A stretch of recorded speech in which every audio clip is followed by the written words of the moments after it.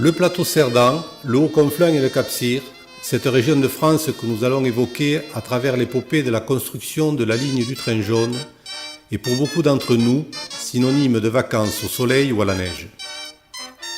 Cependant, cela n'a pas toujours été le cas.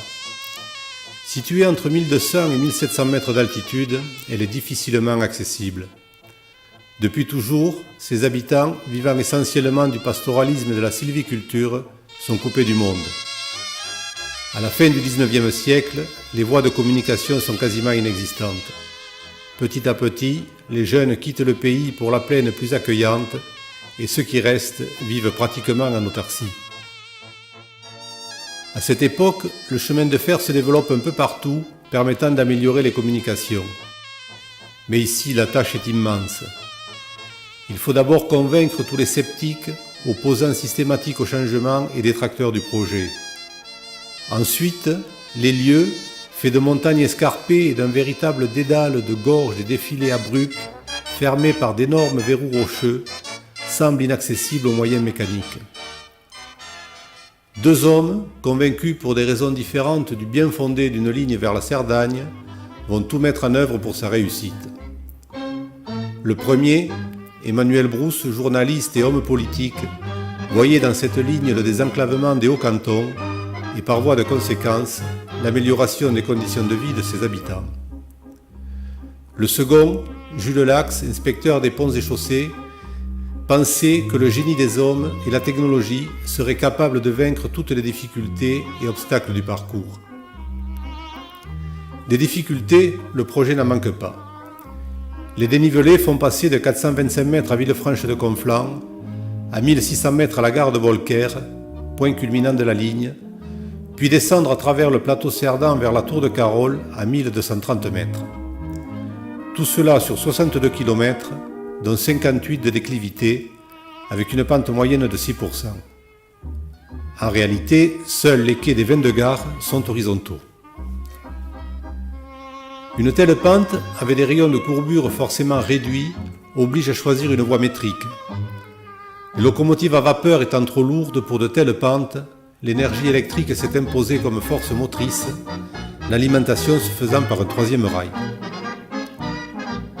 Pour assurer l'alimentation électrique, les concepteurs vont utiliser une richesse naturelle, l'eau, en l'occurrence ici celle de la Tête, en construisant le barrage des Bouillouzes et une cascade d'usines hydroélectriques le long du fleuve.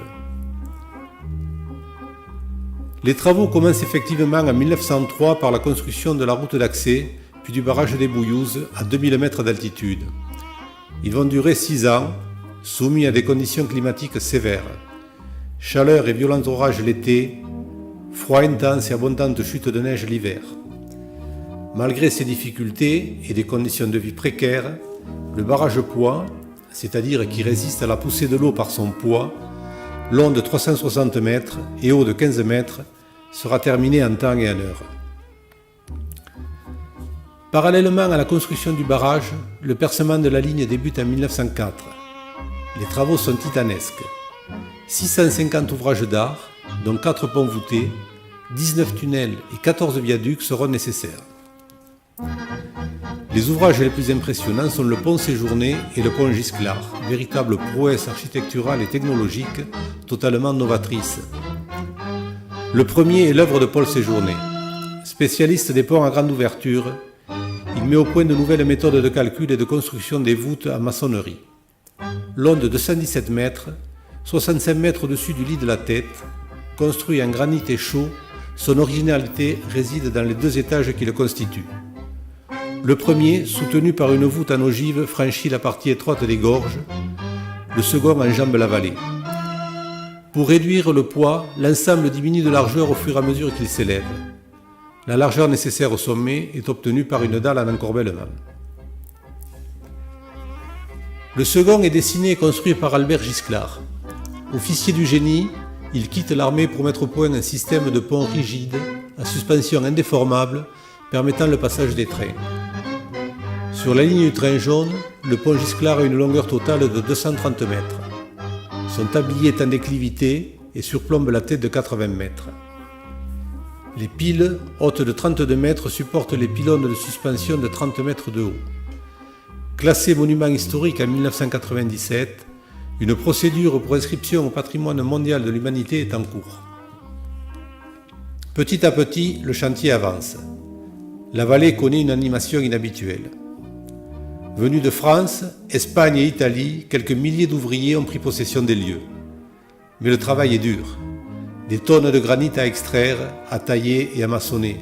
Des kilomètres de tunnels à percer, des kilomètres de rails à manipuler et assembler. Selon les chantiers et la saison, 500 à 1500 mineurs, tailleurs de pierre, charpentiers, terrassiers, maçons ou simples manœuvres travaillent comme des forçats, payant un lourd tribut à la construction de la ligne. Les accidents sont nombreux. C'est au cours des essais en charge du pont Gisclar que se produisit l'accident le plus meurtrier. À la fin des essais, couronnée de succès, la rame lourdement chargée voulut repartir. Malheureusement, un dysfonctionnement du système de freinage précipita le train et ses passagers au fond du ravin, tuant 9 personnes, dont le commandant Gisclar, relançant la polémique sur la fiabilité de ces techniques modernes. Enfin, après 7 ans de travaux, un premier tronçon reliant Villefranche de Conflans à la gare de Montlouis-la-Cabanasse est inauguré avec faste le 18 juillet 1910. Le succès est immédiat. 700 billets sont vendus pour les fêtes du 15 août suivant. Un an plus tard, le train jaune entre en gare de Bourg-Madame. La fin du parcours, Bourg-Madame-La Tour-de-Carol, sans grande difficulté, devait être une formalité. Malheureusement, l'interminable et inutile tuerie de la Première Guerre mondiale monopolise les forces vives et laisse une Europe dévastée. Il faudra attendre 1927 pour que la ligne de Cerdagne atteigne enfin la Tour de Carol. 2 ans plus tard, le transpyrénéen accès-terme La Tour de Carol rejoint le tronçon espagnol terminé depuis 1920. Dès lors, la ligne du train jaune est reliée au réseau français et espagnol et les hauts-cantons sont enfin désenclavés.